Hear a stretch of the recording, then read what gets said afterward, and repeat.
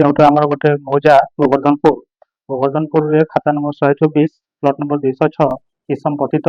सेठारे गोटे घर थिला आजबेस्टस घर दि बखरा घर थिला सेटा गोटे बेआईन एनक्रोचमेंट होइतिला तो ताको आज सेटा में इविक्शन ताको करके ताको हमें एनक्रोचमेंट मुक्त कराला गाँ वाले गोटे देइतिले माने